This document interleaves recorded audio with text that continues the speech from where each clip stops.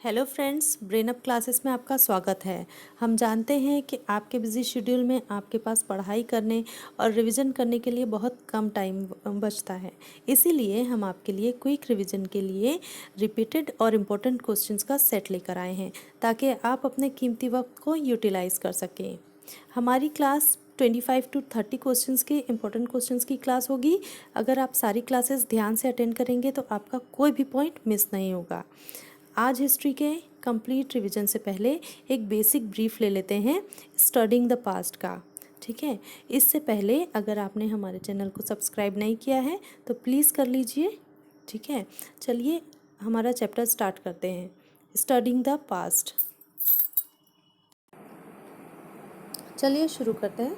History is the study of change over time and progress from past to the present. मतलब कि history जो है वो study है टाइम टू टाइम जो हमारे अंदर और हमारे अर्थ पे चेंजेस हुए हैं, उस चेंजेस की स्टडी को हिस्ट्री कहते हैं।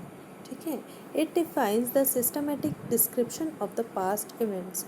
मतलब कि हमारे जो इवेंट्स घटित होते गए हैं पास्ट में, उनका सिस्टमेटिक अरेंजमेंट जो है वो हिस्ट्री कहलाता है। It is based on fact not imaginations. मतलब कि हमारी जो हिस्ट्री है वो किस पर डिपेंड है? हमारी हिस्ट्री जो है वो डिपेंड करती है फैक्ट के ऊपर, ना कि इमेजिनेशंस पर। मतलब कि हम लोग जो जो हमारे पास एविडेंस होते हैं उनके बेसिस पर जो भी हमारी हिस्ट्री होती है वो डिपेंड होती है। ठीक है, it help us to learn about the great people, culture, art and architecture of earlier time.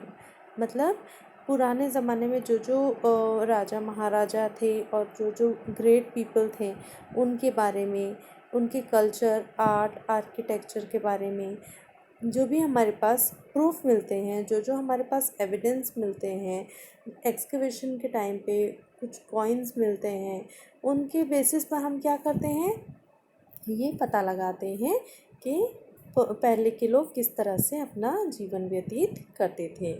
History motivate us to make the present world a better place. मतलब हिस्ट्री क्या करती है? हिस्ट्री हमें मोटिवेट करती है कि हम आज की दुनिया को एक बेहतर जगह बना सकें। ठीक है, नेक्स्ट स्लाइड देखेंगे। पार्ट ऑफ हिस्ट्री, मतलब हिस्ट्री के भी पार्ट्स हैं। Historians divide the history into two parts. Historians ने हिस्ट्री को हमारी दो पार्ट में डिवाइड किया है।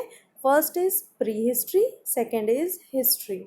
प्री हिस्ट्री में क्या होता है? मतलब प्री हिस्ट्री उस टाइम पीरियड को कहा गया है जब हम लोगों को मतलब कि जो जब ह्यूमन बीइंग को या फिर इंसानों को राइटिंग के बारे में कुछ पता नहीं था। मतलब कि वो राइटिंग से art of writing was unknown, मतलब कि लिखना जानते ही नहीं थे। ठीक है, तो इसलिए उन्होंने कोई भी रिटन प्रूफ नहीं छोड़ा है उस समय के लोगों ने। ठीक है, अच्छा, जब कोई रिटन प्रूफ नहीं होगा तो हमें कैसे पता चलेगा कि पहले के लोग किस तरह से रहते थे? तो जब एक्सकवेशन किया गया, ज़मीन की खुदाई की गई, तब हमें पता चला कि उन लोगों की कुछ कुछ चीज़ें मतलब कि हमें मिली हैं at the time of excavation. जैसे कि रिमेन्स ऑफ टूल्स, मतलब उस समय के लोग कैसे हथियार यूज़ करते थे, bones, pottery, weapons that have been excavated. मतलब कि उस समय के लोगों की हड्डियां भी मिली हैं। और जैसे कि आप लोगों ने देखा होगा डायनासोर की हड्डियां मिली है ना, तो उस समय के जानवर भी हमें पता चले कैसे थे, उस समय के इंसान भी हमें पता चले कैसे थे, वो लोग किस तरह के बर्तन यूज़ करते थे, किस तरह के वो लोग अपने वेपन्स यूज़ करते थे जानवरों को मारने और उनको खाने के लिए। ये किस समय की बात है? ये प्री हिस्ट्री पीरियड की बात है। फिर जब लोगों ने लिखना पढ़ना सीखा, ठीक है, जब लोगों ने कम्युनिकेशन के लिए राइटिंग इन्वेंट कर ली, ठीक है, उस समय के लोग अपने राजा महाराजाओं का नाम लिखा करते थे। ठीक है, और फिर उस समय के लोग क्या करते थे?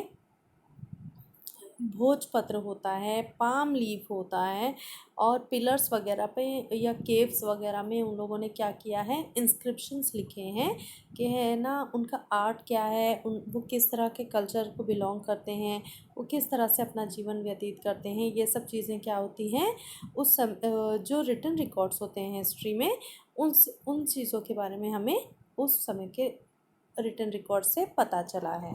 ठीक है, नेक्स्ट स्लाइड देखेंगे। अभी ये रिटन रिकॉर्ड्स जो होते हैं, ठीक है, वो सोर्स मटेरियल होता है। ठीक है, तो जो सोर्स मटेरियल होता है वो किस किस तरह से हमें मिलता है। ठीक है, दो तरह से सोर्स मटेरियल मिलते हैं, एक आर्कियोलॉजिकल सोर्स मटेरियल होता है और एक लिटरेरी सोर्स मटेरियल होता है। ठीक है, अब आर्कियोलॉजिकल सोर्स मटेरियल क्या होता है, some material of the past are buried deep under the earth. ठीक है, कुछ जो है पुराने पुराने ज़माने के मटेरियल्स जो हैं वो दफन हैं ज़मीन के अंदर, मतलब अर्थ के नीचे, वो क्या है, दफन हो गए हैं। तो लोगों ने क्या किया, they are discovered by chance और आर्कियोलॉजिस्ट डिग सर्टेन प्लेसेस। ठीक है, मतलब कि कुछ काम करते समय या फिर कुछ खुदाई करते समय उन चीज़ों को क्या, वो चीज़ें क्या हुई है, हमें मिली है। कहाँ से मिली है, अंडर द अर्थ से। ठीक है, जैसे कि एक जगह रेलवे की ट्रैक बिछा रहे थे, तो उस समय वहाँ से ना खुदाई के टाइम पे क्या मिला, एक पूरा का पूरा एक शहर मिल गया। मोहनजोदारो जो है और हड़प्पा जो है वो इसी तरह से मिला था। ठीक है, इसके बारे में हम अगले लेसन में पढ़ेंगे, लेकिन अभी यहाँ पर एक बात कही गई है कि they are discovered by chance, मतलब अगर इस तरह से मिला है, रेलवे ट्रैक की खुदाई के टाइम पे अगर कुछ चीज़ें अंडर द अर्थ आपको मिली है कि ये पुराने ज़माने के लोग यहाँ पर रहते थे, उनके यहाँ पर एक मतलब कि बस्ती थी या फिर इनका शहर था, या फिर वो लोग किस तरह से रहते थे, उनका कोई प्रूफ मिला होगा, कॉइन मिला होगा या फिर कोई स्टैच्यू मिला होगा, कोई भी चीज़ अगर ज़मीन के नीचे से मिलती है तो उस एरिया का क्या होता है, एक्सकवेशन होता है, खुदाई होती है। और उस एक्सकवेशन के टाइम पे क्या मिलता है, हमें बहुत सारी चीज़ें मिलती हैं, बहुत सारे प्रूफ मिलते हैं और इंस्क्रिप्शंस मिलते हैं, जिससे हमें ये पता चलता है कि वहाँ के लोग किस तरह के रहने वाले थे, उनका कल्चर क्या था और उनके मतलब के टाइप ऑफ लिविंग क्या था। ठीक है, ये क्या हुआ, आर्कियोलॉजिकल खोज हो गया। ठीक है, तो क्या क्या मिला हमें आर्कियोलॉजिकल सोर्स ऑफ मटेरियल में, इंस्क्रिप्शंस मिलते हैं, कॉइन्स मिलते हैं, मॉन्यूमेंट्स मिलते हैं, sculptures, paintings, article of daily use and skeletons etcetera. ये सब कहाँ कैसे मिले, एक्सकवेशन के टाइम पे बाय चांस मिले, और या फिर हम लोगों ने उसे खुदाई करके निकाला। ठीक है, नम देखिए इंस्क्रिप्शंस किसे कहते हैं इसके बारे में पढ़ेंगे। Inscriptions are the writings which are engraved on rocks, pillar, clay, tablet, the walls of temples and caves. ठीक है, इंस्क्रिप्शंस क्या होते हैं, इंस्क्रिप्शंस होता है वो राइटिंग होता है, मतलब वो लिखा हुआ होता है। वो लोगों ने कुछ कुछ टाइप, मतलब कि किसी किसी तरह से वो लोगों ने टाइप करके लिखने की कोशिश की है कि हमारा राजा का नाम ये है, या फिर हम लोग इस तरह से रहते थे। तो वो सब लिखने की कोशिश की है। उस ज़माने की लैंग्वेज अलग थी, उस ज़माने के लोग अलग थे, उनकी बातें अलग थी।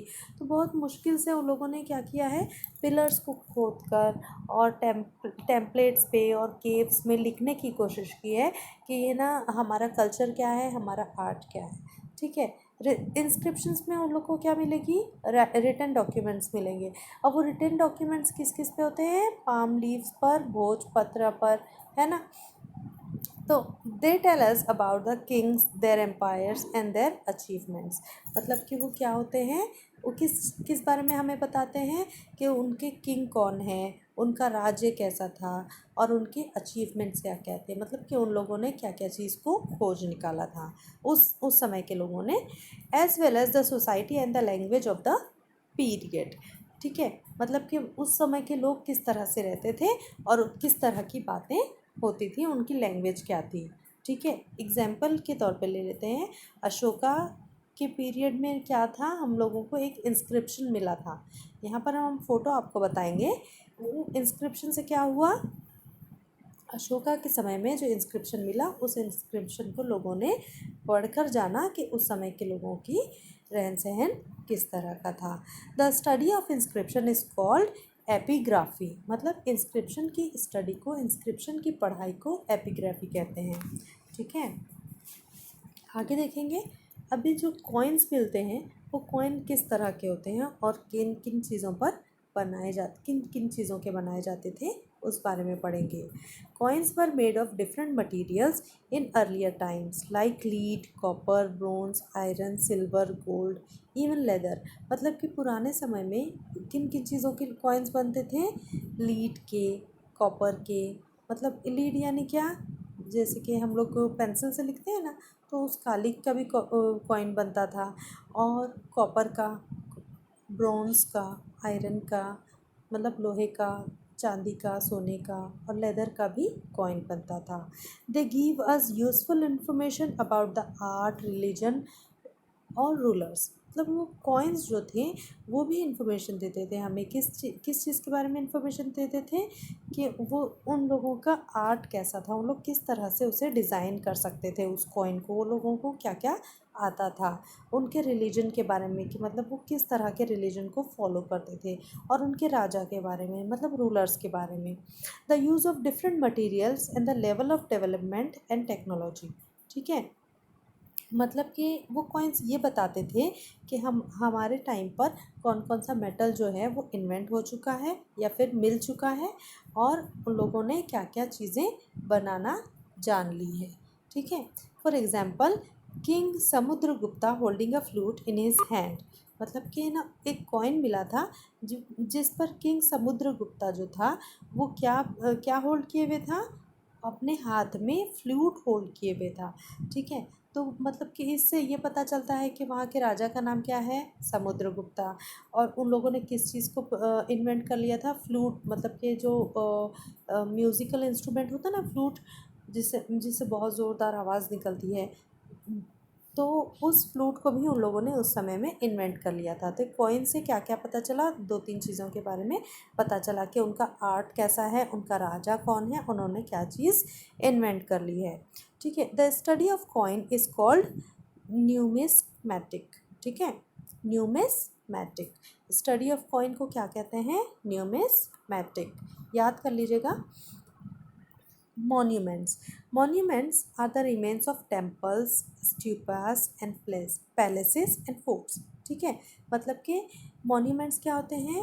वो remains होते हैं। मतलब कि अब पुराने ज़माने का है तो जाहिर सी बात है कि आज अगर वो टेम्पल को ज़मीन के नीचे से, या फिर उस स्टैचूज़ को, या फिर उस पैलेस को ज़मीन के नीचे से अगर एक्सकेवेशन के टाइम पे हम खोद कर निकालेंगे, तो वो ऑब्वियस सी बात है कि वो टूटे फूटे भी मिलेंगे। तो उनके रिमेन्स को क्या कहा जाता है? मॉन्यूमेंट्स कहा जाता है।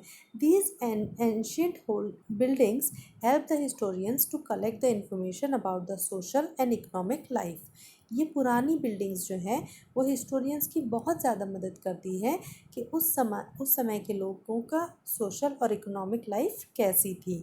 ठीक है, वो लोग आपस में किस तरह से मेल जोल से रहते थे और उनकी फाइनेंशियल कंडीशन कैसी थी। इसका मतलब ये हुआ। The religion belief, dress, art and architecture of that time. मतलब कि वो किस तरह के भगवान की पूजा करते थे, या फिर उनका वो किस चीज़ को मानते थे। जैसे गौतम बुद्धा के समय पे गौतम बुद्धा को लोग भगवान मानते थे, राइट। तो उनके religious beliefs, dress, arts and architecture of that time. उन लोगों ने क्या क्या आर्ट और आर्किटेक्चर को इन्वेंट कर लिया था, इस बारे में पता चलता है। ठीक है, उसके बाद है स्केलेटन। स्केलेटन क्या होता है? स्केलेटन का मतलब होता है हड्डियों का ढांचा। ठीक है, तो जब पुराने समय की हड्डियां मिलती हैं तो वो लोग क्या करते हैं? पहले तो उसे जोड़ कर देखने की कोशिश करते हैं कि ये स्केलेटन के पूरे पार्ट्स हमें मिले हैं या नहीं। ठीक है, अगर मिल जाते हैं तो नॉर्मली आपने देखा होगा कि स्केलेटन को जोड़ जोड़ कर वो लोग म्यूज़ियम वगैरह में रखते थे पुराने ज़माने के। अभी अगर कोई कुछ हड्डी मिली है तो आजकल ज़माना इतना एडवांस हो गया है कि एक हड्डी से साइंटिस्ट ये पता लगा लेते हैं कि वो किसकी है, मैन की है या विमेन की है, या फिर किसी जानवर की हड्डी है। ठीक है, तो इसी तरह से जब पुराने ज़माने में जो इनके जो स्केलेटन्स मतलब मिले हैं, तो उससे ये पता चल जाता था कि ये मेन का है या वुमेन का है। तो जो वुमेन की हड्डियाँ होती थी वो कैसी होती थी, हिप के साइड में ब्रॉडर होती थी, और पेल्विक एरिया उनका ज़्यादा होता था क्योंकि उनके क्या होते थे, बच्चे होते थे। तो इससे पता चल गया कि वो स्केलेटन किसका है, वेमेन का है। और कुछ कुछ स्केलेटन्स पर ज्वेलरी भी पाई गई है, जिससे पता चल जाता है कि ये किसी औरत का स्केलेटन है। ठीक है, अभी नंबर 2 है लिटरेरी सोर्सेस। लिटरेरी सोर्सेस यानी क्या, रिटन रिकॉर्ड्स। लिटरेरी सोर्सेस यानी written record. All written records of the past are known as the literary source of manuscripts. ठीक है, जितने भी रिटन रिकॉर्ड्स हमें मिले हैं पास्ट के, जैसे किसी पिलर पर, किसी पाम लीफ पर, किसी भोजपत्र पर, कहीं केव्स वगैरह में, ठीक है, या फिर जब तक कि पेपर इन्वेंट नहीं हुआ था तब तक वो लोग क्या करते थे, रिटन रिकॉर्ड्स इन चीज़ों पर रखते थे। और जब पेपर इन्वेंट हो गया तो फिर उन लोगों ने पेपर्स को क्या किया, जोड़ जोड़ कर एक एक बुक्स भी बनाई है, पुराने रिकॉर्ड्स में मिलती है हमें। ठीक है, तो ये सारे रिकॉर्ड्स क्या कहलाते हैं, लिटरेरी सोर्सेस कहलाते हैं। They are very important for historians, क्योंकि उन रिकॉर्ड्स से उस समय की पूरी इंफॉर्मेशन हिस्टोरियंस पता लगा लेते थे। Before the invention of the paper people road on dried palm leaves. ठीक है, जब तक कि पेपर इन्वेंट नहीं हुआ था तो लोग किस पर लिखते थे, सूखे हुए पत्तों पर, किसके, ताड़पत्री के, ठीक है, भोजपत्र पर, कॉपर प्लेट्स पर। ठीक है, अब देखेंगे इसका भी फर्स्ट पार्ट है रिलीजियस लिटरेचर। अभी जो जो रिलीजियस लिटरेचर मिला है उनके बारे में पढ़ेंगे, मतलब कि जो भी धर्म से रिलेटेड है। तो जैसे कि वेदास मिला है, हिंदू के वेदास जो हैं वो हमें कैसे मिले हैं, कौन सी लैंग्वेज में मिले हैं, संस्कृत लैंग्वेज में उनके पार्ट्स मिले हैं। और पिताका ऑफ बुद्धिस्ट, जो बुद्धिस्ट की किताब है पिताका, वो हमें मिली है पाली लैंग्वेज में। अंगस ऑफ जैन, जैन की जो किताबें हैं वो प्राकृत लैंग्वेज में मिली हैं। और पुराण्स और एपिक्स वगैरह भी मिले हैं महाभारत और रामायण की। ठीक है, they tell us about the religious belief, society, custom, tradition of that time and provide the useful information. मतलब कि ये सब जो रिलीजियस रिकॉर्ड्स मिले हैं पास्ट के, हमें रिटन रिकॉर्ड्स मिले हैं, वो सब किस बारे में बताते हैं कि उस समय के लोगों के का विश्वास किन चीज़ों पे होता था, सोसाइटी में वो लोग किस तरह से रहते थे, वो लोग किन किन किन चीज़ों को फॉलो करते थे, उनका ट्रेडिशन क्या था, और है ना उस वक्त के लोग के बारे में ये सारी इन्फॉर्मेशन बहुत यूज़फुल थी, वो प्रोवाइड होती है रिलीजियस लिटरेचर में। ठीक है, अभी नॉन रिलीजियस लिटरेचर क्या हुआ, जो रिलीजन से रिलेटेड नहीं है, उसके अलावा जो भी हमें रिकॉर्ड्स मिले हैं, रिटन रिकॉर्ड्स, उनके बारे में पढ़ेंगे। It consist of the prose, plays, poetry, grammar as well as writing of the Kautilya, Kalidasa and Abhigyan, Shakuntalam etcetera. ठीक है, मतलब कि उस समय के कुछ लोग जो थे वो लोग क्या लिखते थे, जैसे कि आजकल हम लोग हिस्ट्री रिटन रिकॉर्ड जैसे मिलता है ना, तो ऑथर होते हैं, तो उस तरह से पहले भी पुराने ज़माने में क्या होते थे, ऑथर्स होते थे, मतलब फिर राइटर्स होते थे। वो लोग क्या लिखते थे, कुछ कुछ चीज़ें अपने सोसाइटी के बारे में, अपने बारे में, या फिर किसी और के बारे में वो लोग लिखते थे, किताबें लिखते थे, उस बारे में पता लगता है। और फिर कुछ लोग ड्रामा भी लिखते थे, कुछ लोगों को पोइट्री लिखने का शौक़ था तो वो लोग पोइट्रीज़ भी लिखते थे, तो उनके भी रिटन रिकॉर्ड्स हमें मिले हैं। कुछ लोगों ने ग्रामर भी, इंग्लिश ग्रामर होता है ना जिस तरह से, उस तरह से संस्कृत ग्रामर के रिकॉर्ड्स को भी उन लोगों ने क्या किया है, एक बुक में लिख कर रखा है। ठीक है, अभी राइटिंग्स ऑफ कौटिल्य, कौटिल्य जैसे हम लोग तेनालीरामा पढ़ते थे ना, तेनालीरामा को आप लोग सब जानते हैं, तो वो ही उसी का नाम है कौटिल्य। ठीक है, उन्होंने क्या लिखा है, अर्थशास्त्र लिखा है। और कालिदास ने क्या लिखा है, अभिज्ञान शकुंतलम लिखा है। ठीक है, इन लोगों की राइटिंग हमें नॉन रिलीजियस लिटरेचर में मिलती है। फिर the secular literature through the light on the life of the people. ठीक है। सेक्युलर लिटरेचर क्या करता है, ये जो लिटरेचर है जो नॉन रिलीजियस है उसे सेक्युलर लिटरेचर भी कहा जाता है।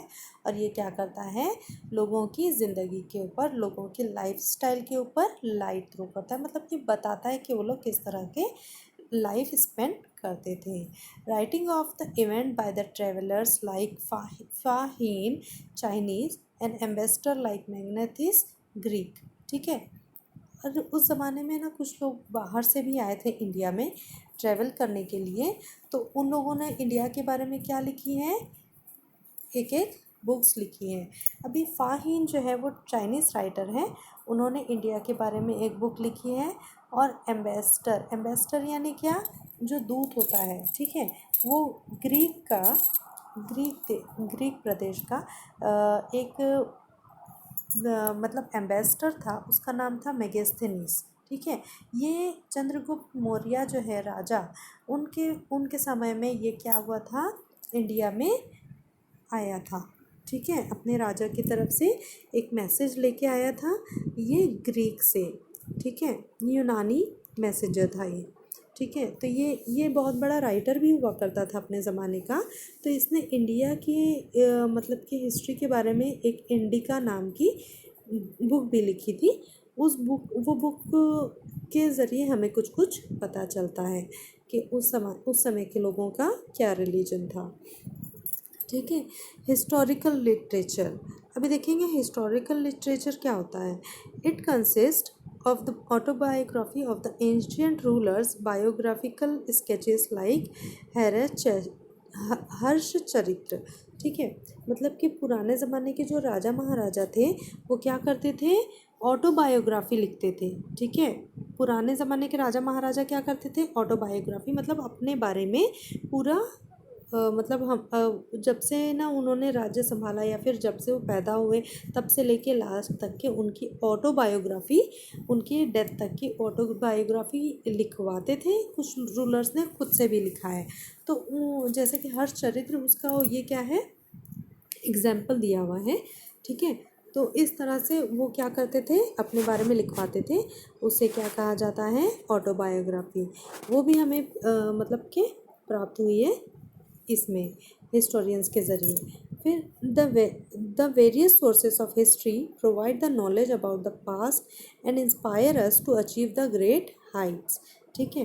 हिस्ट्री के जो वेरियस नॉलेजेस हैं, हिस्ट्री ने क्या किया है, हिस्ट्री हमें कैसे मिली है, बहुत ज़्यादा खोजबीन करने के बाद में हिस्टोरियंस ने हमें जो इन्फॉर्मेशन दी है वो हमारे लिए बहुत ज़्यादा यूज़फुल है। और हमारे जो हिस्टोरियंस हैं उनके और आर्कियोलॉजिस्ट हैं वो क्या करते हैं, हमें इंस्पायर करते हैं कि हम आगे की दुनिया में किस तरह से और अच्छे गोल्स अचीव कर सकते हैं और ऊंचाई पर जा सकते हैं।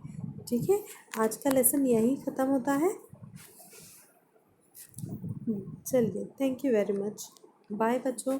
अगर मेरा लेसन पसंद आया है, अगर मेरा वीडियो पसंद आया है तो इसे प्लीज़ शेयर कीजिए और लाइक करिए ताकि हम और भी वीडियोस आप तक पहुंचा सकें। Thank you very much, bye.